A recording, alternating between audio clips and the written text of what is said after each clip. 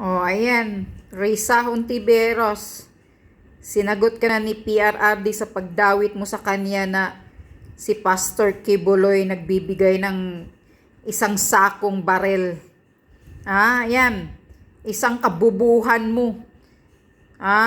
Sa bayaran mong witness. Sabi ni PRRD, siya pa ang magbibigay bukas ng machine gun kay Kibuloy. Bakit naman si Kibuloy ang magbigay ng armas kay PRRD? Si PRRD ay collector ng mga armas noon pa daw, bata pa siya. Naintindihan mo yan, Risa Hontiveros?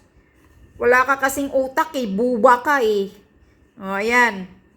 Gusto mo, humingi ka ng armas kay PRRD, Risa Hontiveros. Yung ambisyon mo, sobra ka lang ka-ambisyosa. Yung investigasyon mo, nagpapasikat ka lang dahil gusto mong tatakbo. Sabi pa nga ni Harry Roque, it's aid of election, hindi aid of legislation yung imbestiga mo. Diba? Mahimik ka nga dyan. Talagang wala ka nang magawa sa buhay mo kundi yung pagpapasikat-sikat ng imbestiga mo. Wala ka namang sinasampa. Sampa mo na sa korte. Sira ulo ka.